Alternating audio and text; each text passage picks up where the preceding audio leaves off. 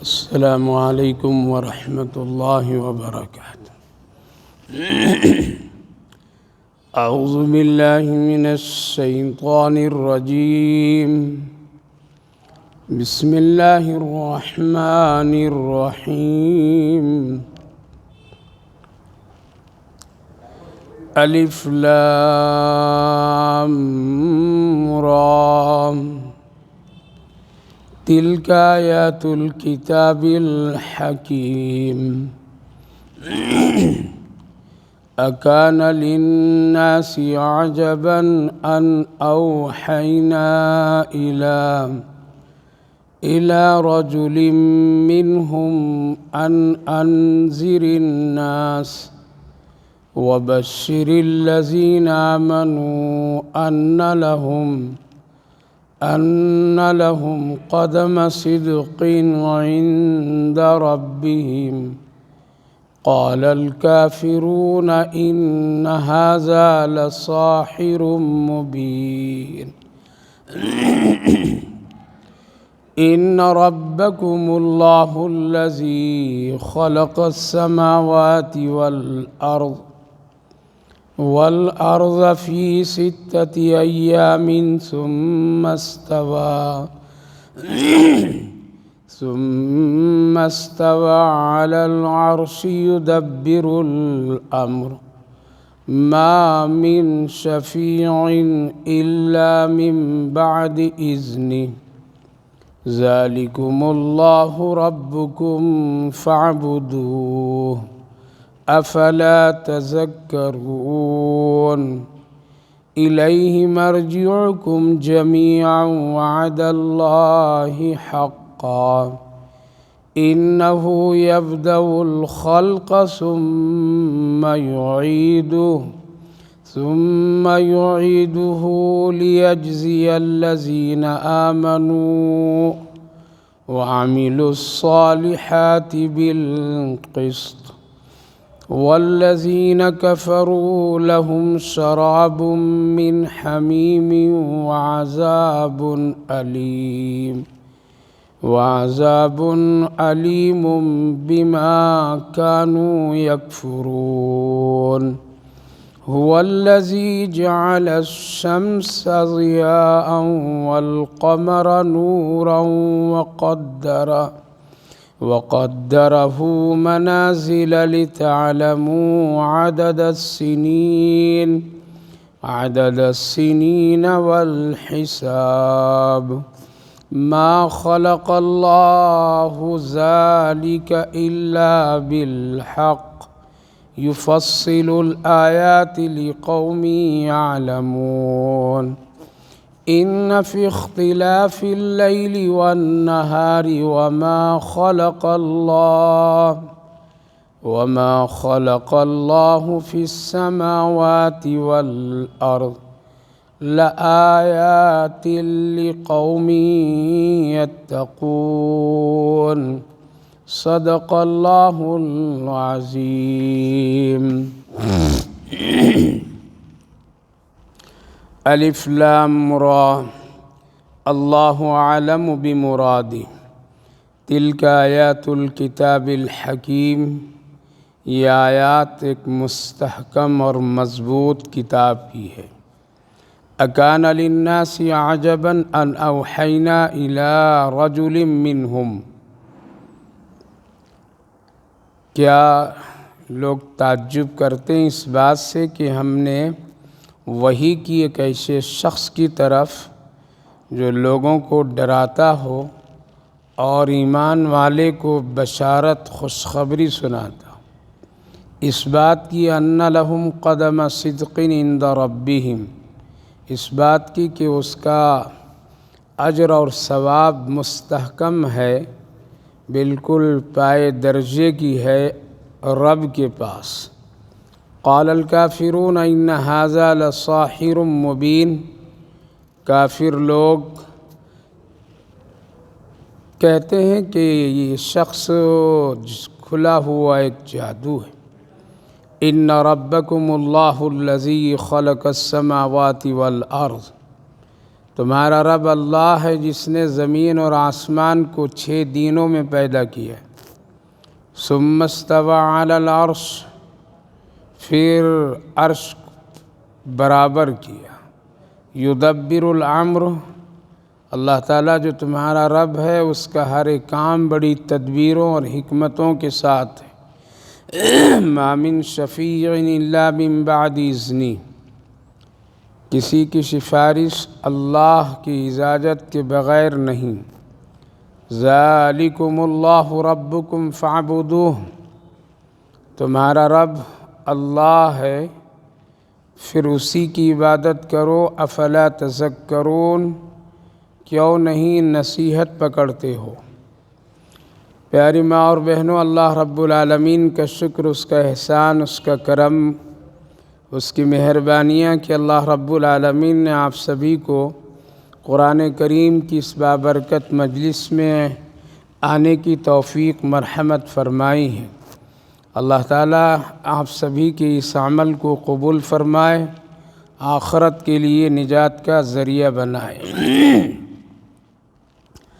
گزشتہ مجلس میں قرآن کریم کی اس بابرکت مجلس میں سورہ توبہ مکمل ہوئی تھی بالترتیب، جس کی سب سے آخری اور اہم 2 آیتوں پر مکمل ہوئی تھی، جس میں اللہ رب العالمین نے فرمایا تھا بطور احسان کے، جیسا کہ دوسری جگہ بھی ارشاد فرمایا کہ ہم نے تم پر بہت بڑا احسان کیا ہے کہ تمہارے ہی میں سے ایک میں نے پیغمبر اور رسول بھیجا ہے جو امت کے حق میں بہت ہی خیر خواہ، اس کی نیکی کے سلسلے میں اور کامیابی کے سلسلے میں بہت فکر مند، آرزو مند، اور اس کی دکھ اور تکلیفوں پہ صدمہ اور پریشان ہونے اور اس کے دور اور دفاع کرنے کے لیے اللہ سے خوب رجوع کرنے والا پیغمبر ہم نے تم کو دیا ہے۔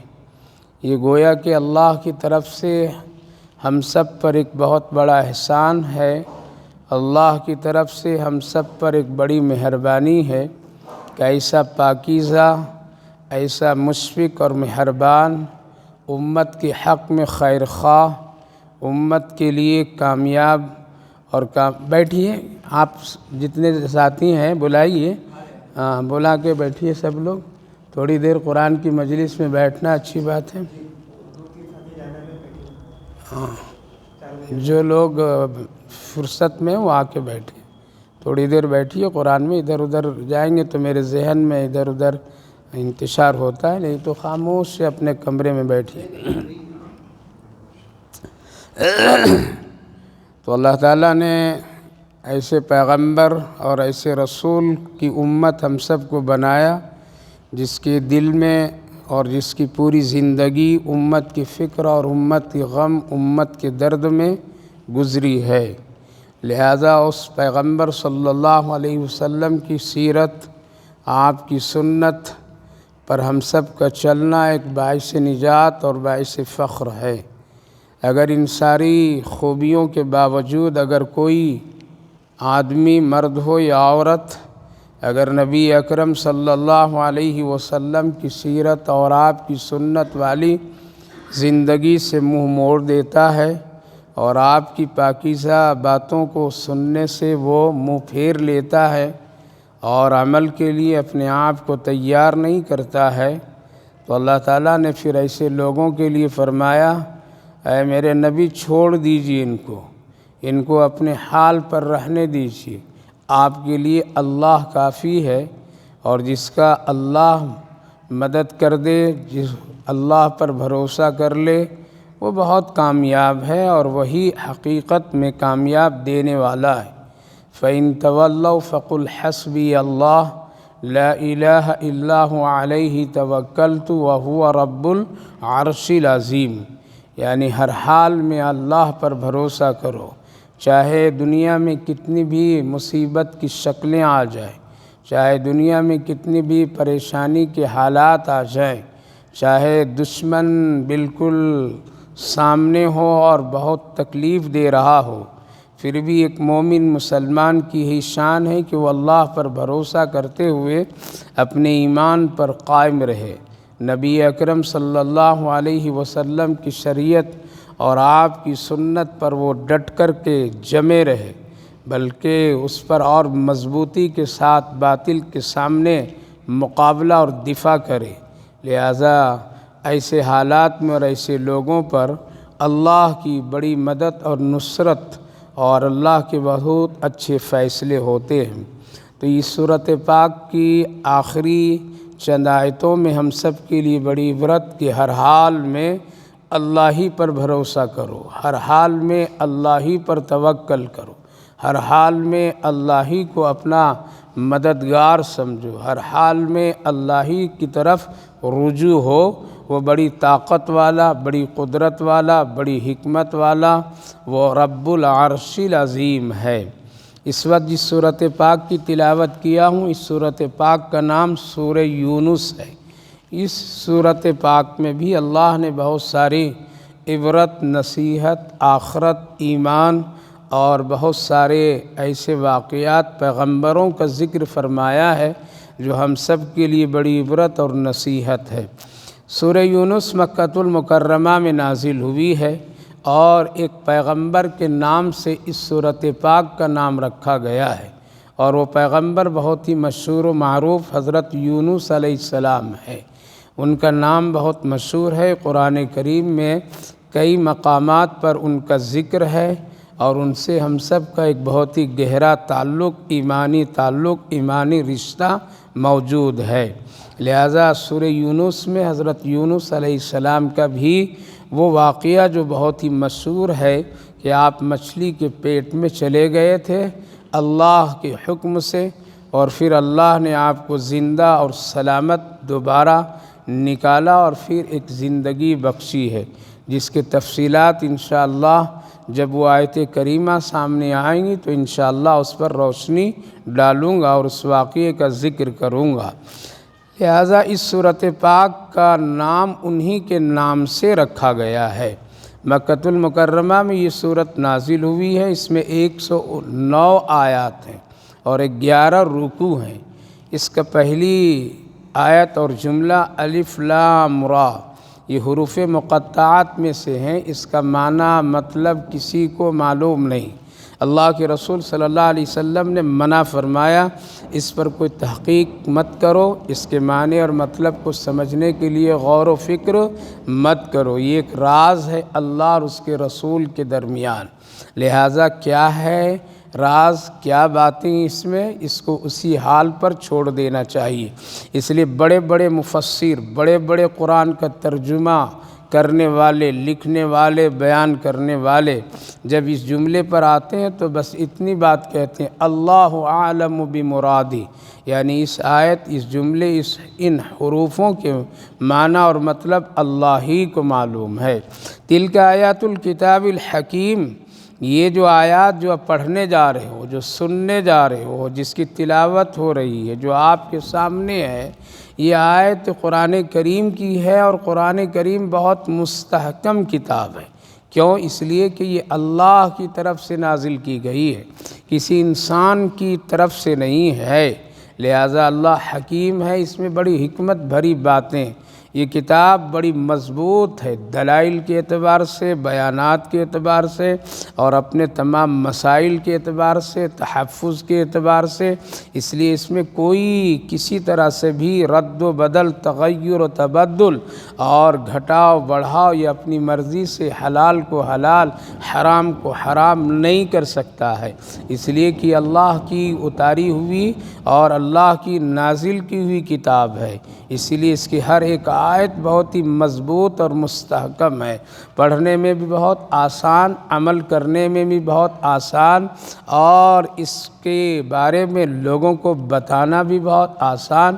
اس لیے اس وقت دنیا میں سب سے زیادہ محفوظ کتاب اگر کوئی کتاب ہے تو وہ قرآن کریم ہے، سب سے زیادہ پڑھی جانے والی اگر کوئی کتاب ہے تو وہ قرآن کریم ہے، سب سے زیادہ پڑھانے والی اگر کوئی کتاب ہے تو قرآن کریم ہے۔ سب سے آسان تعلیم اگر کوئی تعلیم ہے تو وہ قرآن کریم کی تعلیم ہے۔ آج ایک چھوٹی سی کتاب انگریزی کو ہو اور اسکولوں میں اگر اس کو پڑھنے کے لیے ایک بچہ ایڈمیشن لیتا ہے، داخلہ لیتا ہے، ہزاروں شرائط اس پر لاگو کیے جاتے ہیں، ہزاروں شکلیں بنائی جاتی ہے، بڑی بڑی موٹی موٹی فیسیں وصول کی جاتی ہے، اور نہ جانے کیا کیا اس کے طریقے اپنائے جاتے ہیں۔ اس طرح بیٹھنا، اس طرح اٹھنا، یہ کپڑا پہننا، اس طرح کی شکلیں بنانا، یہ سارے نظام اور قانون کے بعد ایک انسان کی لکھی ہوئی غیر مرتب کتاب آدمی پڑھاتا ہے۔ لیکن قرآن کریم کے سلسلے میں میری ماں بہنوں، بھائیو، بزرگوں، اگر غور کریں تو اس کا پڑھانا اور پڑھنا کتنا آسان ہے۔ آپ مدرسوں میں جا کر کے دیکھیے، نہ بیٹھنے کی کوئی کنڈیشن ہے، نہ کسی طرح بیٹھنے اور اٹھنے کے لیے کوئی ایسا ترتیب اور بہت مہنگی چیزیں لگائی گئی ہو، اور ان کو پڑھانے والے بہت ہی اعلیٰ کوالٹی اور فیشنیبل کے طریقے سے وہ آئے ہوں، اور بچے کے لباس، یونیفارم یا فلاں شرائط کے ساتھ میں اس کو رکھا گیا ہو، بلکہ اتنے ننھے منھے چھوٹے غریبوں کے بچے آ کر کے زمین پر چٹائی پر بیٹھ کر کے، اور پڑھانے والے ایک چٹائی پر بیٹھ کر کے ان بچوں کو پڑھاتے ہیں اور حافظ قرآن، عالم دین بنا دیتے ہیں۔ پتہ چلا کہ قرآن کی تعلیم بہت آسان ہے۔ قرآن کریم کی تعلیم کو اللہ نے بہت ہی سہل بنایا۔ وَلَقَدْ يَسَّرْنَا الْقُرْآنَ لِلذِّكْرِ فَهَلْ مِن مُدَّكِرٍ۔ اس سے یہ پتہ چلا کہ سب سے عظیم کتاب کی تعلیم کو اللہ نے آسان اسی لیے بنایا تاکہ ہر ایک فرد قرآن کریم سے جڑ جائے، پڑھنے والے بن جائے، سننے والے بن جائے، سیکھنے والے بن جائے۔ اسی لیے نبی اکرم صلی اللہ علیہ وسلم نے یوں ارشاد فرمایا، خیرکم من تعلم القرآن وعلمہ۔ میرے نزدیک سب سے بہترین آدمی، سب سے اچھا آدمی، سب سے بالکل قیمتی آدمی وہ ہے جو قرآن پڑھاتا ہے اور جو قرآن پڑھتا ہے۔ یہ ترتیب اور یہ سند کس نے دی؟ پیارے آقا محمد الرسول اللہ۔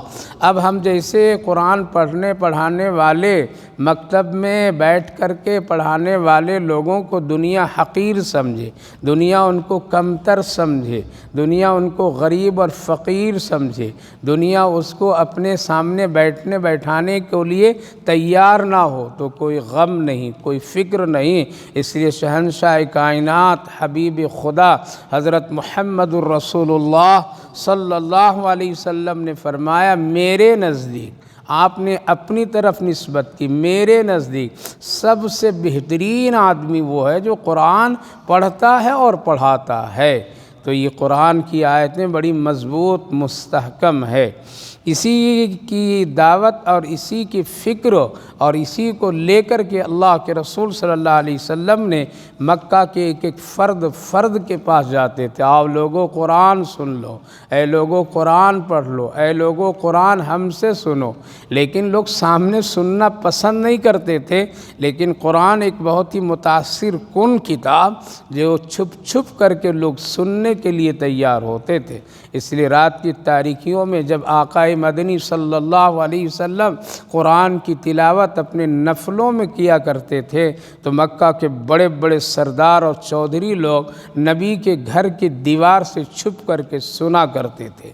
یہ قرآن کی ایک عظمت، قرآن کی ایک حرمت اور قرآن کریم کی ایک تاثیر ہے کہ لوگ چھپ کر کے سننے پر مجبور ہوتے تھے۔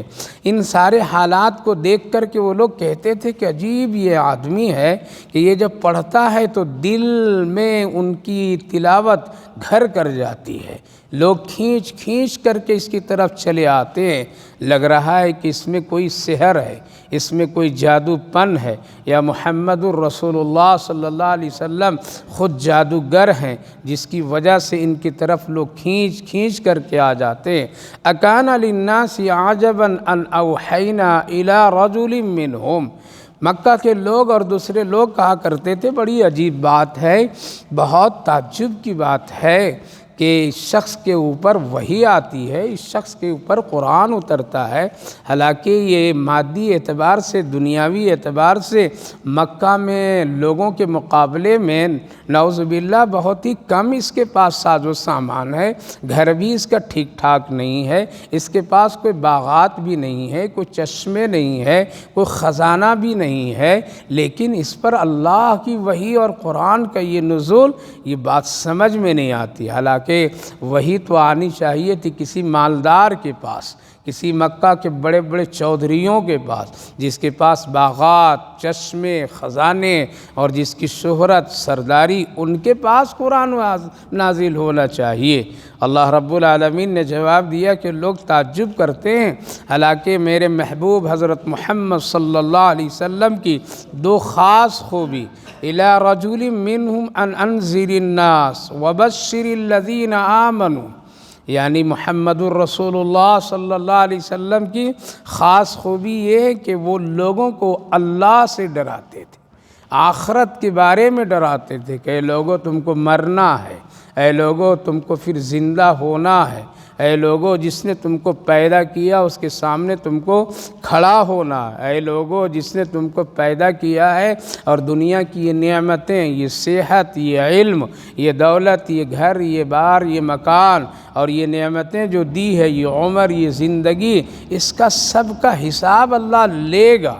یہ ڈراتے تھے اللہ کے رسول صلی اللہ علیہ وسلم، جہنم ہے، قبر ہے، فلاں فلاں ہے، تو لوگ اس طرح کی باتیں سن کر کے تعجب کرتے تھے، کیا بھلا ایسا بھی ہوگا کہ مرنے کے بعد پھر کوئی زندہ ہو سکتا ہے، مرنے کے بعد پھر اس کے کوئی حساب کتاب کیا جائے گا، مرنے کے بعد پھر وہ اللہ کے سامنے کھڑا ہوگا۔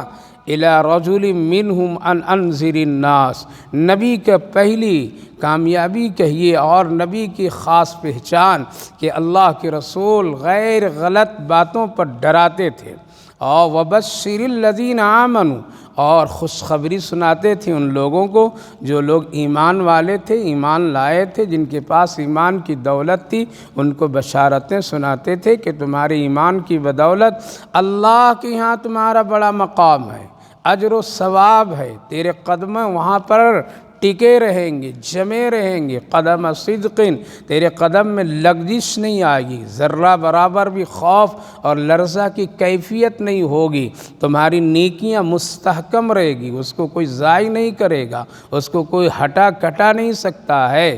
لہٰذا اے مومنو، اے ایمان والو، تمہارے لیے آخرت کے اعتبار سے بشارت ہے، اللہ کے یہاں تمہارے لیے بڑی بڑی نیکیاں ہیں، اور وہ نیکی ایسی نہیں کہ کوئی اس کو الٹ پھلٹ کر دے، ان نیکیوں کو کوئی اپنی طرف ختم کر دے، ان نیکیوں پر کوئی ہاتھ صاف کر دے۔ دنیا میں بہت ساری ایسی چیزیں ہیں جس کے سلسلے میں انسان ڈرتا ہے، میرا مال ہے، پتہ نہیں کوئی چور آئے گا چوری کر لے گا، میرا یہ گھر ہے کوئی اس پر قبضہ کر لے گا، میری یہ زمین ہے شاید کوئی اس پر کوئی قابض ہو جائے، میری فلاں چیز ہے اس کو کوئی چھین سکتا ہے۔ یہاں تو ڈر ہے، یہاں خوف ہے اپنی چیزوں پر، لیکن جو بندہ نیکی کا کام کرتا ہے، جو بندہ ایمان والا ہے، جس کے پاس ایمان کی دولت ہے، کل میدان محشر میں کوئی چھین نہیں سکتا ہے، اس پر کوئی قبضہ نہیں کر سکتا، اس پر کوئی دعویٰ نہیں کر سکتا ہے کہ ان کے پاس میں اللہ جو نیکیاں وہ میری نیکی ہے، اس کے پاس جو نمازیں وہ میری نماز ہے، اس کے پاس جو زکوٰۃ کی نیکی ہیں وہ میری نیکیاں ہیں، ان کے پاس جو فلاں قرآن کی تلاوت کی نیکیاں وہ میری نیکیاں ہیں، کوئی دعویٰ نہیں کر سکتا ہے۔ اس لیے وہاں کسی کا اتنا حق بھی نہیں اور اس کے پاس اتنی گنجائش بھی نہیں، کیونکہ وہاں لین دین نہیں، رشوت خوری نہیں، دیکھ دکھا کر کے کوئی بات کرنے کرانے کا نہیں۔ یہاں تو دنیا ہے، نیکی بھی آدمی منہ دیکھ کر کے کرتا ہے، یہاں دنیا ہے، نیکی بھی آدمی کو سمجھ کر کے کرتا ہے۔ کبھی کبھی نیکی کرتے وقت اللہ اور اس کے رسول کو لوگ بھول جاتے ہیں اور سامنے والے لوگوں کو دیکھ کر کے کرتے ہیں، یہ میرے حضرت ہیں خوش ہو جائیں میری نیکیاں سے، یہ میرے بڑے ہیں یہ میری نیکیاں اور نیکی کے کام سے خوش ہو جائیں، یہ میرے اچھے دوست ہیں میرے نیکی سے یہ خوش ہو جائیں، لیکن وہاں ایسا نہیں ہے۔ وہاں ایسا نہیں ہوگا۔ یہاں تو دنیا میں نیکی بھی منہ دیکھ کر کے لوگ کرتے ہیں اور گناہ بھی منہ دیکھ کر کے کرتے ہیں۔ یہ ناراض ہو جائیں گے اگر میں یہ کام نہیں کروں گا، اگر میں ایسا نہیں کیا تو میرے رشتہ دار رشتے توڑ دیں گے، اگر میں ایسا کام نہیں کیا، اگر شریعت اور سنت کے مطابق نکاح کر لیا، شریعت اور سنت کے مطابق لباس پہن لیا، شریعت اور سنت کے مطابق داڑھی رکھ لیا، شریعت اور سنت کے مطابق پردہ اور حیا اختیار کر لیا، تو لوگ کیا کہیں گے؟ سامنے والا ناراض ہو جائے گا، وہ ہم سے رشتہ توڑ دے گا۔ تو دنیا ہے کہ دنیا میں نیکی بھی منہ دیکھ کر کے کرتے ہیں اور گناہ بھی منہ دیکھ کر کے کرتے ہیں، رشتے دیکھ کر کے کرتے ہیں، لہذا ایسی نیکیوں سے آخرت میں کوئی فائدہ نہیں۔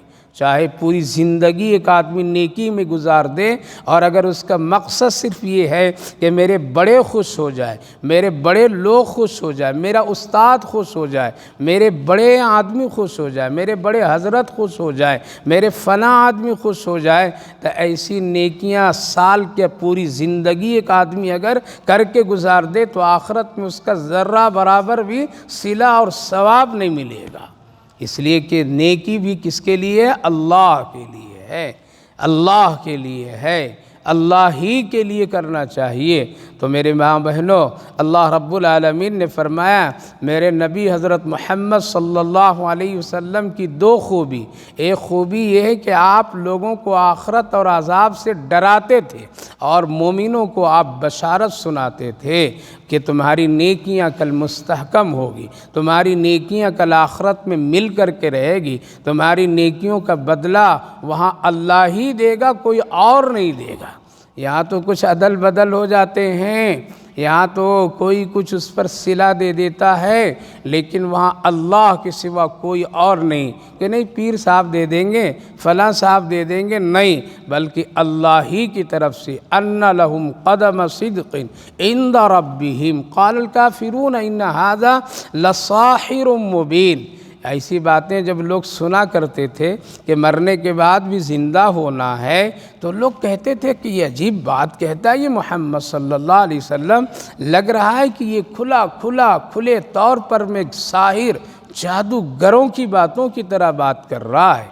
نبی اکرم صلی اللہ علیہ وسلم کی ان حقیقی اور حق بات پر لوگ تعجب کرتے تھے، اور یہ کہتے تھے یہ کیسے ہوگا، مرنے کے بعد بھی کوئی انسان زندہ ہوگا۔ ایک موقع پر نبی اکرم صلی اللہ علیہ وسلم کی خدمت میں مکہ کا ایک آدمی آیا اور قبرستان سے ایک بوسیدہ ہڈی اٹھا کر کے لایا، اور اس کو اپنے ہاتھوں میں بہت مسل لیا اور پاؤڈر کی شکل بنایا، اور بنانے کے بعد اس کو پھونکا، اور پھونک کر کے اس کو ہوا میں اڑایا، اور پھر نبی اکرم صلی اللہ علیہ وسلم سے سوال کیا، اے محمد کیا اس بوسیدہ ریزہ پاؤڈر شدہ ہڈی کو کیا اللہ دوبارہ زندہ کرے گا اور اس سے سوال کرے گا؟ نبی اکرم صلی اللہ علیہ وسلم مسکرا کر کے آپ اس کے دائنے ہاتھ کو پکڑے اس طرح سے، اور پکڑ کر کے آپ نے یوں فرمایا، ہاں اللہ دوبارہ زندہ کرے گا، تم کو بھی کرے گا، میں تیرا ہاتھ اس طرح اس وقت پکڑ کر کے تجھے جنت میں داخل کرا دوں گا۔ بات ختم ہو گئی، وہیں کہ وہیں بات رہ گئی، بات چلی گئی، واقعہ ختم ہوا، حالات بدلے۔ فتح مکہ کے وقت میں یہ شخص ایمان لایا۔ جب نبی اکرم صلی اللہ علیہ وسلم مکہ کو فتح کیے تو یہ شخص ایمان لایا، مومن بنا، مسلمان بنا، حالات گزر گئے، نبی اکرم صلی اللہ علیہ وسلم دنیا سے تشریف لے گئے، حضرت سیدنا صدیق اکبر رضی اللہ عنہ بھی دنیا چلے گئے۔ جب امیر المومنین بنے تھے حضرت عمر رضی اللہ عنہ، تو وہ نبی کی زیارت کے لیے مکہ سے مدینہ آیا۔ حضرت عمر رضی اللہ عنہ مسجد نبوی میں بیٹھے ہوئے کچھ بات چیت صحابہ سے کر رہے تھے، وہ شخص جب مسجد میں داخل ہوا تو آپ پہچان لیے، یہ وہی وہ شخص ہے جس نے بوسیدہ ہڈی کو میرے آقا کے سامنے اڑایا تھا، اور پھر نبی کو مذاقاً یہ کہا تھا کیا اللہ اس ہڈی سے، اس پاؤڈر شدہ سے بھی کیا دوبارہ انسان کو زندہ کر کے حساب و کتاب لے گا؟ اسوۃ اللہ کے رسول صلی اللہ علیہ وسلم اس کا ہاتھ پکڑے تھے اور یوں فرمائے تھے، ہاں ہاں اللہ تم کو زندہ کرے گا، اپنے سامنے کھڑا کرے گا اور میں محمد تیرا ہاتھ پکڑوں گا اور جنت میں داخل کرا دوں گا۔ لہٰذا وہی شخص ہے حضرت امیر المومنین عمر فاروق رضی اللہ عنہ۔ غور سے دیکھیں، پہچان لیے، اس کو قریب بلائیں، آپ نے استقبال کیا، اس کا خوش آمدید کہا، اور پھر آپ ان کا داہنا ہاتھ اس طرح پکڑا جس طرح رسول اللہ صلی اللہ علیہ وسلم پکڑے تھے، اور ممبر کے قریب بلائے اور لوگوں سے کہا، اے لوگوں، دنیا میں اگر جنتی آدمی دیکھنا ہے تو اس کو دیکھ لو، یہ جنتی آدمی ہے۔ لوگوں نے کہا کہ امیر المومنین، جنت کی بشارت تو رسول اللہ دیا کرتے تھے، آپ کیسے دے دیے؟ آپ نے پھر پوری تفصیل سنائی، آپ نے پوری بات بتائی، اور آپ نے یوں کہا کہ آقا نے کہا تھا کہ ہاتھ پکڑ کر کے جنت میں داخل کرا دوں گا، نبی کی بات سچی، یہ جنتی آدمی ہے۔ اور اس نے پھر کہا کہ ہاں ہاں اب مجھے یقین ہے کہ اللہ مجھے دوبارہ زندہ کرے گا، میرا حساب لے گا، میرا کتاب لے گا، میری زندگی کے ایک ذرے ذرے ایک لمحے لمحے کا سوال اللہ کرے گا۔ اس لیے میری ماں بہنوں، بھائیوں، بزرگوں، یہ زندگی سر سے لے کر کے پاؤں تک یہ اللہ کی امانت ہے۔ اللہ کی امانت میں خیانت مت کیجیے، اس کو گناہوں میں مت استعمال کیجیے، اس کو گناہوں میں صرف مت کیجیے، بلکہ کل قیامت کے دن اللہ اپنی امانت کے بارے میں سوال کرے گا، پوچھے گا۔ یہ زندگی اللہ کی امانت دی ہوئی ہے، اس کو الا بلا گناہوں میں مت خرچ کر دیجیے۔ زندگی بڑی مختصر ہے، جھگڑوں میں، نا اتفاقیوں میں، لڑائیوں میں، حسد میں، بغض میں، عداوت میں، نافرمانی میں مت گزاریے، بلکہ اللہ کی مرضی پر گزار کر کے اپنی زندگی کو آخرت کے لیے خوبصورت بنائیے۔ لہذا وہ لوگ ان تعجب شدہ باتوں کو سن کر کے کہا کرتے تھے کہ یہ کتاب بھی ایک جادوگری کی طرح ہے، اور یہ محمد صلی اللہ علیہ وسلم کی بات بھی ایسا ہی لگتی ہے۔ ان ھذا لساحر مبین۔ اللہ رب العالمین نے فرمایا، تجھے معلوم نہیں یہ کتاب کس نے نازل کی ہے، تجھے پتہ نہیں کہ محمد صلی اللہ علیہ وسلم کو اس دنیا میں کس نے بھیجا۔ ان ربکم اللہ الذی خلق السماوات والارض فی 6 ایام ثم استوى علی العرش یدبر الامر۔ اللہ اپنا تعارف خود کر رہا ہے، اس لیے کہ انسان اللہ کی تعریف کما حقہ نہیں کر سکتا ہے، تو وقتاً فوقتاً اللہ اپنی قدرت اور اپنی شان کو بیان کرتا ہے۔ کیا تم کو اس بات پر تعجب ہے کہ تم کو ہم دوبارہ زندہ نہیں کر سکیں گے؟ ہاں ضرور کریں گے۔ کیوں؟ اللہ جو تمہارا رب ہے، اس نے زمین و آسمان کو 6 دنوں میں پیدا کیا۔ کتنے دنوں میں؟ ایک گھر ہم لوگ بناتے ہیں تو سالوں سال لگ جاتا ہے، اس کی چھت ڈالتے ڈالتے آدمی بوڑھا ہو جاتا ہے، اس کو بناتے بناتے بنانے والا قبر میں چلا جاتا ہے، لیکن بننا اور بنانا مشکل ہو جاتا ہے۔ یہ زمین، یہ آسمان جو لمبی چوڑی وسیع عریض ہے، یہ چاند، یہ سورج، یہ ستارے، یہ پہاڑ، یہ دریا، وہ سمندر، یہ بادل، یہ ہوا، یہ موسم، یہ سب اللہ نے کتنے دنوں میں؟ 6 دنوں میں۔ علماء مفسرین فرماتے ہیں یہ 6 دن کی تعداد اللہ اپنے بندوں کو سمجھانے کے لیے بتایا ہے، ورنہ اللہ کو 6 دن کی بھی ضرورت نہیں ہے۔ کن فیکون، اللہ کہتا ہے کہ ہو جا تو ایک چیز ہو جاتی ہے۔ اس لیے جب قیامت آئے گی تو اللہ نے کہیں قرآن میں تذکرہ نہیں کیا 6 دن میں بنایا ہوں تو 12 دن میں قیامت میں اس کو ختم کروں گا، یا 2 دن میں کروں گا، 4 دن میں کروں گا، 8 دن میں کروں گا، 10 دن میں کروں گا، اس لیے کہ ملبہ ہٹانے میں، توڑنے میں بہت مشکل ہے، نہیں، بلکہ اللہ نے فرمایا السماء انفطرت وَإِذَا الْكَوَاكِبُ انتثرت وَإِذَا الْبِحَارُ فُجِّرَتْ۔ ٹوٹیں گے آسمان، کتنے دن میں؟ کوئی تذکرہ نہیں۔ پھٹے گا آسمان، کتنے دن میں؟ کوئی تذکرہ نہیں۔ پھٹے گی زمین، اذا زلزلت الارض زلزالہا، کوئی دن کا تذکرہ نہیں کیا۔ لیکن زمین و آسمان کے بنانے کے سلسلے میں اللہ نے ہم سب کو سمجھانے کے لیے صرف یہ تعداد بتا دی ہے، ورنہ اللہ اس کا محتاج نہیں ہے۔ 6 دن، 2 دن آسمان، 2 دن زمین، 1 دن آسمان کی ساری چیزیں، 1 دن ساری چیزیں زمین کی۔ پہلے آسمان بنا یا زمین؟ ہم لوگ زمین سے بناتے ہیں، کیا کرتے ہیں؟ زمین پہلے بنتی ہے، بنیاد ڈالی جاتی ہے، بعد میں چھت۔ اللہ نے پہلے چھت بنایا، بعد میں زمین بنائی۔ پہلے قرآن کریم میں اللہ نے آسمان کا ذکر کیا، خلق السماوات، آسمان کو اللہ نے بنایا، والارض، بعد میں زمین کو بنایا۔ تو 2 دن میں آسمان کو بنایا، پھر 2 دن میں اللہ نے زمین کو بنایا۔ 1 دن آسمان کو اللہ نے سجایا، اور 7 آسمان، اس میں سورج، اس میں چاند، اس میں ستارے، اس میں سیارے، اس میں فلاں فلاں فلاں فلاں، ساری چیزوں کو 1 دن میں اللہ نے طے کر دیا۔ اب کتنے ہوئے؟ 5 دن۔ اب 1 دن بچا تو زمین کو اللہ نے سجایا، دریاؤں سے، راستوں سے، پہاڑوں سے، جھرنوں سے، باغات سے، درختوں سے، پیڑ پودوں سے، اس کے اندر خزانوں سے۔ لہذا آج انسان جتنی بھی چیزیں اپنی ضرورت کی پوری کرتا ہے، وہ ساری چیزیں کہاں سے پیدا ہوتی ہے؟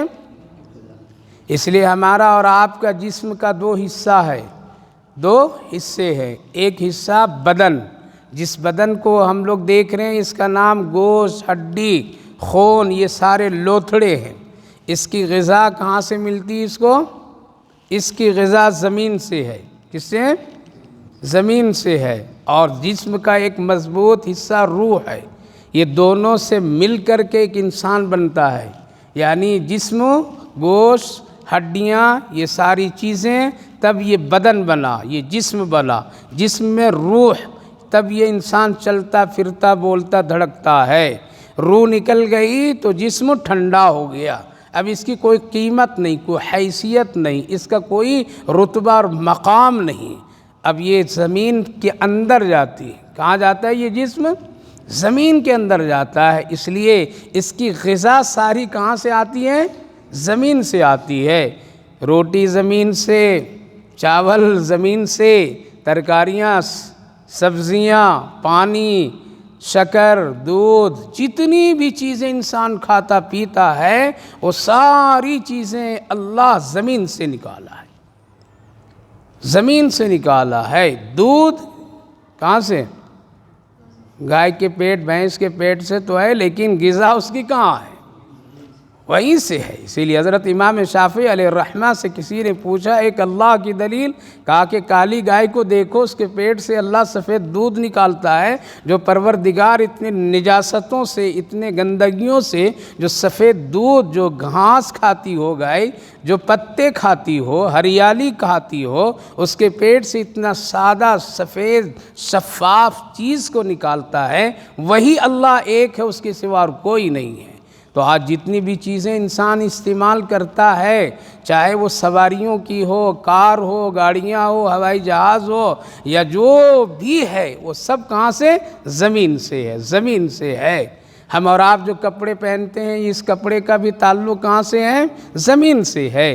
ایک درخت ہے کپاس، روئی کا، وہ پیدا اس زمین سے پیدا ہونے کے بعد اس میں روئی آتی ہے، اس روئی کو فیکٹریوں میں ڈالا جاتا ہے، اس سے پھر دھاگے بنتے ہیں، اس سے کپڑے بنتے ہیں، پھر ہم اور آپ اس کو استعمال کرتے ہیں۔ تو گویا کہ جسم کا ایک حصہ جس کو بدن کہتے ہیں، اس کی پوری غذا زمینی ہوتی ہے، اور ایک حصہ انسان کی جو بڑی قیمتی ہے، اس کو روح کہتے ہیں۔ اس کی غذا زمینی نہیں، بلکہ اس کی غذا عرشی ہے، یعنی آسمان سے ہے۔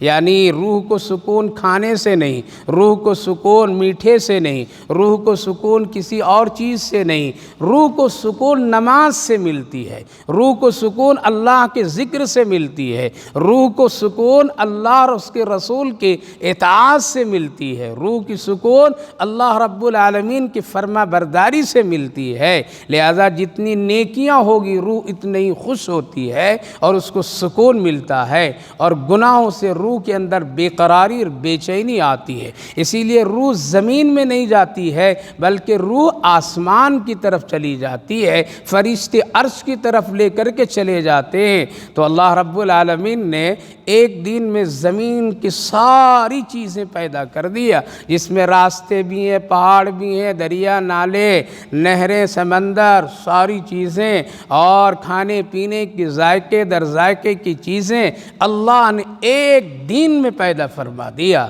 کل ملا کر کے کتنے ہو گئے؟ 6 دن ہو گئے۔ اسی کو اللہ نے یوں فرمایا، تمہارا رب وہ ہے جس نے اتنی بڑی دنیا، اتنی بڑی کائنات جس کو تم دیکھ رہے ہو، یہ 6 دنوں میں اللہ نے پیدا کیا۔ ثم استوى علی العرش، پھر اللہ نے اپنا عرش کو برابر کیا۔ یدبر الامر، اور اللہ بڑی تدبیر والا ہے، بڑی حکمت والا ہے۔ وہ جو بھی کام کیا ہے، جو بھی نعمتوں کو ہمارے اور آپ کے لیے پیدا کیا ہے، بنایا ہے، دیا ہے، اس میں بڑی حکمت ہے۔ کون پھل کتنا بڑا ہونا، کس پھل میں کھٹا پن ہونا، کس پھل میں میٹھا ہونا، کس پھل کی شکل ایسی ہونا، کس کی ترتیب دانوں کی اس طرح ہونا، کس پر چھلکے ہونا، کس پر چھلکے نہیں ہونا، کس پر پتیاں ہونا، کس پر پتیاں نہیں ہونا، یہ سب ترتیب کس نے بنائے؟ اللہ نے بنائی۔ یدبر الامر، بڑی تدبیروں کے ساتھ، بڑی حکمت کے ساتھ ہے، بہت حکمت کے ساتھ۔ یدبر الامر، کوئی چیز اللہ نے باطل نہیں بنایا، بغیر حکمت کے نہیں بنایا، ہر ایک میں بڑی حکمت ہے۔ کسی نے اللہ پر اعتراض کرتے ہوئے ایک موقع پر سفر میں ایک بڑا درخت، جس کو برگد کا درخت کہتے ہیں، بہت بڑا درخت ہوتا ہے، اس کا سایہ بڑا ٹھنڈا ہوتا ہے۔ لوگ کہتے ہیں کہ وقت کا اے سی کیا ہے؟ قدرتی اے سی ہو، اس کے سائے میں ٹھنڈک۔ گرمی کے زمانے میں اللہ نے قدرتی طور پر اس کے سائے میں ایک خوبصورت ٹھنڈا پن پیدا کیا۔ مسافروں کے لیے، جانوروں کے لیے، چرندوں پرندوں کے لیے ٹھنڈک حاصل کرنے کی وہ جگہ ہوتی ہے اور وہ سایہ ہوتا ہے۔ لہذا ایک مسافر چلتے چلتے اس درخت کے سائے میں ٹھنڈک حاصل کرنے کے لیے بیٹھا، سستانے کے لیے اس نے ذرا لیٹ گیا، آنکھ اس کی اوپر شاخوں پر پڑی، ان شاخوں میں چھوٹے چھوٹے پھل لگے ہوئے تھے، چھوٹا چھوٹا۔ دیکھ کر کہنے لگا کہ اللہ کو یہاں شاید بھول ہو گئی، نعوذ باللہ، یہ درخت اتنا بڑا تو پھل بھی اس کا کیا ہونا چاہیے؟ یہ تو ہونا چاہیے ترتیب سے، لیکن درخت اتنا بڑا اور پھل اتنا چھوٹا۔ اس کے مقابلے میں تربوزہ خربوزہ دیکھ لو، اس کی شاخیں تو بالکل باریک باریک، لیکن پھل بڑا بڑا، کئی کیجی کا، کئی کلو کا۔ تو درخت چھوٹا تو پھل بھی چھوٹا ہونا چاہیے، درخت بڑا تو پھل بڑا ہونا چاہیے۔ آج ہم لوگ بھی اپنی عقل لگاتے ہیں، ایسا نہیں ایسا نہیں، جھوٹ بولنے کی اجازت مل جاتی تو بڑا تاجر بن جاتا، رشوت لینے کی اجازت مل جاتی تو خوب کما لیتا، فلاں کام کرنے کی اجازت مل جاتی تو بہت اچھا ہوتا، بے پردہ ہونے کی اجازت مل جاتی تو نمائش کرتا پھرتا۔ اپنی عقلوں سے ہم سمجھتے ہیں اور اپنی عقلوں سے زندگی گزارنا چاہتے ہیں۔ یہ مسافر کہہ رہا ہے کہ اللہ کو یہاں شاید چوک ہو گئی، اس کا پھل اس میں جانا تھا، اس کا پھل اس میں آنا تھا۔ اللہ کی قدرت، اللہ کی حکمت پر اپنی عقل کو ڈالتا ہے۔ ہوا چلتی ہے بہت ہی تیز، اور ایک پھل آ کر کے اس کی پیشانی پر گرتا ہے، اٹھ بیٹھتا ہے، شکر ادا کرتا ہے، اللہ تیرا بڑا شکر احسان ہے۔ اگر تربوزہ اور خربوزہ جیسا پھل ہوتا اور اگر ہوا چلنے پر وہ گر جاتا تو آج تو میرے سر بھی ٹوٹتے، منہ بھی ٹوٹ جاتے۔ تو بڑی حکمت والا ہے کہ اس کا بوجھ زمین پر ڈالا ہے، خربوزے تربوزے کا، شاخ تو اس کی کمزور ہے لیکن اس کا بوجھ زمین پر ہے، اور یہ درخت ہے بڑا لیکن پھل چھوٹا، تو انہیں اس لیے لگایا تاکہ کوئی مسافر گزرے گا، بیٹھے گا، چرندے پرندے جانور بیٹھیں گے، پھل اگر بڑا ہوگا گر جائے گا تو تکلیف ہوگی۔ واہ رے میرے رب کا کمال، جو اپنے بندوں کو اور اپنے مخلوق کو اتنی بھی تکلیف نہیں دینا چاہتا ہے۔ آج ہم سب باغی بن گئے ہیں، آج ہم سب اللہ کے نافرمان بن گئے ہیں، آج ہم لوگ سب اپنی مرضی پر زندگی گزارنا چاہتے ہیں، ہم لوگ اپنی دین اور شریعت کو اپنے مطابق ڈھالنا چاہتے ہیں۔ یہ سب بدنصیبی کی بات ہے، یہ بغاوت کی بات ہے، یہ نافرمانی کی بات ہے۔ تو اللہ نے فرمایا یدبر الامر، ہمارے ہر ایک کام بڑی تدبیروں کے ساتھ ہوتا ہے، بڑے سلیقے کے ساتھ ہوتا ہے، بڑی حکمتوں کے ساتھ ہوتا ہے۔ ما من شفیع الا من بعد اذنہ، اللہ کے یہاں کسی کی سفارش نہیں چلے گی، ہاں جس کو اللہ اجازت دے دے بس اسی کو، ورنہ کسی کی نہیں، نہ پیر صاحب کی، نہ امیر صاحب کی، نہ غریب صاحب کی، نہ عالم صاحب کی، نہ شیخ الحدیث صاحب کی، نہ مفتی صاحب کی، کسی کی نہیں چلے گی۔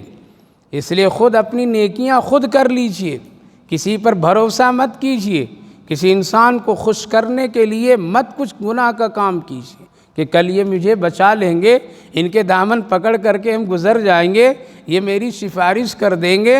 نہیں، اللہ صاف فرمائے ما من شفیع الا من بعد اذنہ، ذالکم اللہ ربکم، اے لوگو تمہارا رب اللہ ہے، اللہ ہے جس نے تم کو پیدا کیا ہے، ذالکم اللہ، وہی تمہارا اللہ ہے، تمہارا رب ہے، تمہاری پرورش کرنے والا ہے، چھوٹے سے بڑا بنانے والا، فاعبدوا، اسی کی عبادت کرو، ہیرا پھیری مت کرو، عبادت میں خلط ملط مت کرو، شرک مت کرو، کسی کو خوش کرنے کے لیے اللہ کا حق کسی اور کو مت دے دو، فاعبدوا، اللہ ہی کی عبادت کرو۔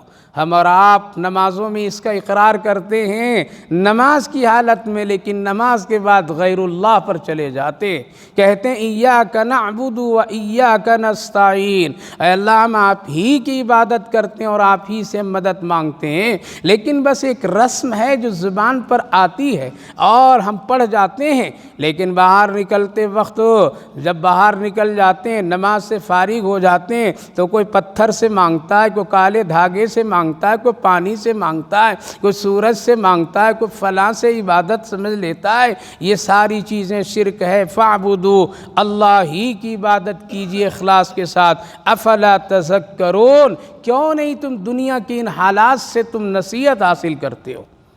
اللہ نے فرمایا الیہ مرجعکم جمیعا، گزار لو تم اپنی زندگی اپنی مرضی سے، جو چاہو تم کر لو، جتنا تکبر کرنا کر لو، غرور کرنا کر لو، گناہ کرنا اپنی مرضی سے جی بھر بھر کر کے کر لو، چھپ چھپ کر کے کر لو، علل اعلان کر لو، چھوٹا کپڑا پہننا پہن لو، بڑا پہننا پہن لو، ننگے گھومنا گھوم لو، بے حیائی کرنا کر لو، زنا کرنا کر لو، چوری کرنا کر لو، جیسی چاہے تیری مرضی اس زمین پر کر لو، کچھ بھی کر لو، کہاں بھی جاؤ، الیہ مرجعکم، مرنے کے بعد لوٹ کر کے سب کو میری طرف آنا ہے۔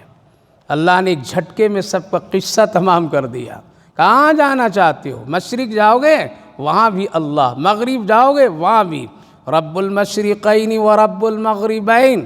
اللہ نے دو قوموں سے صاف صاف فرمایا یا معشر الجن والانس ان استطعتم ان تنفذوا من اقطار السماوات والارض فانفذوا لا تنفذون الا بسلطان، تم بھاگنا چاہو بھاگو مشرق، بھاگنا چاہو بھاگو مغرب، فانفذوا لا تنفذوا، جہاں تک بھاگو گے بھاگو، ہم تم کو ایک دن پکڑیں گے، فانفذوا لا تنفذوا الا بسلطان، میری پکڑ سے تم بچ نہیں سکو گے، بچ نہیں سکو گے۔ آج ہم لوگ بڑی تدبیریں کرتے ہیں، بڑی چالاکیاں کرتے ہیں، بہت ہی ہیلے بہانے کرتے ہیں، بہت ساری چیزیں ادھر سے ادھر کرتے ہیں، کون دیکھ رہا ہے، کون پکڑے گا، کون ہمیں یہاں حساب لے گا؟ اللہ فرمایا آؤ آؤ الیہ مرجعکم جمیعا، ہم سب تم کو ایک طرف لوٹا لیں گے، سب لوٹ کر کے آؤ گے۔ اسی لیے جب انسان مرتا ہے تو کیا کہتا ہے؟ بمبئی چلے گئے، دلی گیا، مکہ گیا، مدینہ گیا، خالہ کے یہاں گیا، نہیں، کیا کہتے ہیں؟ اللہ کے یہاں چلا گیا۔ کیا ہوا؟ انتقال کر گیا، انتقال کر گیا۔ الیہ مرجعکم جمیعا، سب کو، نبی، رسول، صحابہ، ولی، قطب، ابدال، امیر، غریب، فقیر، مسکین، بادشاہ، رعایا، عالم، مفتی، شیخ الحدیث، پیر، مرشد، سب، چھوٹے بڑے، عورت مرد، سب، الیہ مرجعکم، الیہ مرجعکم جمیعا، سب کو لاؤں گا، وعد اللہ حقا، اور یہ اللہ کا وعدہ بالکل حق ہے۔ اس میں اگر کسی کو شک ہے تو جائیے ذرا اپنے گھر کے ہسٹری اور تاریخ اٹھائیے، آپ کے والد کہاں گئے ہیں، والد کے والد کہاں گئے ہیں، والد کے والد کہاں گئے، فلاں فلاں کہاں چلے گئے، سوال کیجئے اپنے لوگوں سے، کیا بولیں گے؟ فلاں شہر کے قبرستان میں ان کی قبر ہے، وہاں چلے گئے۔ میرے بھائیوں، بزرگوں، ماں بہنوں، آج آخرت اور اللہ کو سمجھنے کے لیے اور دنیا کو چھوڑ کر کے دنیا سے جانے کے لیے کتاب پڑھنے کی ضرورت نہیں ہے، تقریر اور بیان سننے کی بھی ضرورت نہیں ہے، بلکہ کسی جنازے کو دیکھ لیجئے، بات سمجھ میں آ جائے گی۔ کسی مردے کی جنازے کی اعلان مسجد کے مینارے سے سنیے، سمجھ میں آ جائے گی۔ کبھی کسی قبرستان کو دیکھ لیجئے، پتہ چل جائے گا یہاں کیسے کیسے کھلاڑی پڑے ہوئے ہیں، کیسے کیسے اللہ کے منکر پڑے ہوئے ہیں، کیسے کیسے گنہگار پڑے ہوئے ہیں، کیسے کیسے نیکوکار پڑے ہوئے ہیں۔ اس لیے جنازہ کا دیکھنے کے بعد میں آدمی کو عبرت لینا چاہیے کہ اللہ کی طرف لوٹ کر کے آج یہ جا رہا ہے، کل ہم کو بھی جانا ہے۔ اسی لیے حضرت ابو درداء رضی اللہ عنہ مدینے کی گلی میں کھڑے تھے، ایک جنازہ آ رہا تھا، کسی نے پوچھا یہ کس کا جنازہ ہے؟ حضرت ابو درداء رضی اللہ عنہ نے کہا کہ یہ تیرا جنازہ ہے۔ غصہ ہو گئے وہ، میں تو زندہ ہوں، ابھی کیسے؟ کہا کہ اگر ناراض ہو گئے تو کہہ دو کہ ابو درداء کا یہ جنازہ ہے، ابو درداء کا جنازہ۔ ارے بھائی، عبرت لینے کا وقت ہے یہ، ابھی عبرت لو، جنازے کو دیکھ کر کے سوال اور جواب نہیں، سوال اور جواب نہیں۔ آج اس کی باری ہے تو کل کسی کی باری ہے۔ الیہ مرجعکم جمیعا وعد اللہ حقا۔ آگے اللہ فرمائے انہ یبدأ الخلق ثم یعیدہ، جس اللہ نے تم کو پہلی بار پیدا کیا ہے وہی اللہ تم کو لوٹائے گا۔ نقشہ ہمارا اور آپ کا بنا ہوا ہے، سانچے بن گئے ہیں، ڈھلے ہوئے ہیں، اب تو پیدا کرنا اور دوبارہ زندہ کرنا اور آسان ہے۔ اللہ جب کوئی آدمی انجینئر ایک زمین کے ٹکڑے پر ایک نقشہ بنا دیتا ہے، یہاں بیڈ روم، یہاں ہال، یہاں کچن، یہاں فلاں فلاں فلاں، اور وہ نقشہ ایک مزدور کے حوالے کر دیتا ہے، وہ مزدور نہ پڑھا ہے نہ لکھا ہے، کچھ بھی نہیں، کوئی اس کے پاس سند اور ڈگریاں نہیں ہے، بلکہ صرف وہ کاغذ کے نقشے کو دیکھ کر کے خوبصورت بلڈنگ تیار کر دیتا ہے۔ اس سے پوچھئے تم نے اس طرح کیسے بنا دیا، تم نے اتنی خوبصورت بلڈنگ کیسے بنائی؟ تو وہ کہتا ہے کہ میرے سامنے ایک نقشہ بنانے والے نے ایک نقشہ دیا تھا، اس کو دیکھ کر کے بنا دیا۔ لہذا اب تو ہمارا اور آپ کا نقشہ بنا ہوا ہے، انہ یبدأ الخلق، اللہ پہلے پیدا کر دیا ہے، اور جو پیدا ہوا اس کو موت ہے، لہذا ثم یعید، پھر اللہ لوٹائے گا۔ لیجزی الذین آمنوا وعملوا الصالحات، ایمان والوں کے لیے، نیک عمل کرنے والوں کے لیے اللہ انصاف کرے گا، یعنی جنت اس کا بدلہ، اللہ کی رضا اس کی۔ والذین کفروا لهم شراب من حمیم، اور جو لوگ کافر منکر ہیں ان کے لیے پینے کا گرم گرم کھولتا ہوا پانی جہنم میں، وعذاب علیم، اور بڑا دردناک عذاب، بما کانوا یکفرون، اس بنیاد پر کہ اس نے اللہ اور اس کے رسول آخرت کا اس نے انکار کر دیا، لہذا اس بنیاد پر اس کو آج عذاب دیا جا رہا ہے۔ خلاصہ یہ ہے میری ماں بہنوں، بھائیوں، بزرگوں، دنیا کی حقیقت بس اتنی ہے، ایک مسافر کی طرح زندگی گزار لیجئے، مسافر کی طرح زندگی ہلکی پھلکی گزاریے، اتنے اپنے اوپر آخرت کی پریشانیاں مت ڈال لیجئے جو کل حساب کتاب دینا مشکل ہو جائے۔ دوسری بات یہ ہے کہ قرآن ایک مستحکم اور مضبوط اللہ کی کتاب ہے، اس سے اپنی زندگی کو جوڑے رکھیے، اس سے اپنے آپ کو مت ہٹائیے، اس سے اپنے آپ کو دور مت کیجیے۔ تیسری بات یہ، جو کچھ کام کیجیے وہ کس کے لیے کیجیے؟ اللہ کے لیے کیجیے، کسی انسان کو خوش کرنے کے لیے ہرگز مت کیجیے، ورنہ آخرت میں ہوا کچھ بھی ہاتھ نہیں لگے گی۔ سب سے آخری بات یہ ہے، جس کو زندگی ملی ہے اس کو موت بھی ملے گی، اور مرنے کے بعد لوٹنا آخرت، اور آخرت میں دو جگہ، ایک کا نام جنت اور ایک کا نام جہنم۔ اللہ دونوں کے راستے بتا دیے ہیں۔ جنت میں جانا ہے تو جنت کے اعمال کیجئے، ورنہ پھر جہنم تو تیار ہے۔ اللہ ہم سب کی حفاظت فرمائے، اچھے اعمال کی توفیق نصیب فرمائے۔ اللہم صلی علی سیدنا نبینا حبیبنا مولانا محمد وبارک وسلم علیہ۔ ربنا آتنا فی الدنیا حسنۃ وفی الآخرۃ حسنۃ وقینا عذاب النار۔ اے اللہ ہم سب تیرے گنہگار، کمزور، خطا کار بندے بندیاں ہیں اللہ، بہت گناہ اپنی مرضی سے اے اللہ اپنی طبیعتوں کو خوش کرنے کے لیے، اپنے دل کو سکون دینے کے لیے آپ کی نافرمانیاں کیا، رسول اللہ صلی اللہ علیہ وسلم کی شریعت اور سنت کے خلاف زندگی ہم لوگ گزارے اور گزار رہے ہیں۔ اللہ تو اپنے فضل سے معاف فرما دیجیے، اللہ اور پکڑ سے بچا لیجیے، ظلم و بربریت سے بچا لیجیے یا ارحم الراحمین۔ اس وقت پوری دنیا میں مسلمانوں کے لیے ایک بڑی بے چینی اور بے قراری ہے، اور یہ بے چینی اور بے قراری ہم سب کے بدعمالیوں کی وجہ سے ہے۔ اللہ ہم سب کو عبرت لینے کی توفیق نصیب فرمائیے، اور ان بھائیوں، بہنوں، بزرگوں، بچوں، بچیوں جو فلسطین کے لوگ پریشان حال ہیں، اللہ ان سب کی کھلی ہوئی مدد فرمائیے، اللہ ان کی مدد فرمائیے، ان کی عزت و آبرو کی حفاظت فرمائیے۔ اے اللہ ان نہتے اور کمزور لوگوں کی اللہ تو ہی مدد کرنے والا ہے، تیرے سوا اور کوئی نہیں ہے۔ اللہ تو اپنا خاص فضل فرمائیے ان ماں بہنوں کی جس کے اندر میں وہ حوصلہ اور ان کے اندر جو دلیری ہے، اے اللہ ان کے لیے تو خاص مدد فرما، نصرت کے فیصلے فرما، اور جو لوگ شہید ہو گئے، جو لوگ دنیا سے چلے گئے، اللہ ان کی مغفرت اور بخشش فرمائیے، اور ان کے خون کا بدلہ اللہ فتح اور کامیابی میں عطا فرما دیجیے۔ آنے والی نسلوں کے لیے ایمان اور کی حفاظت کے ذریعہ بنا دیجیے۔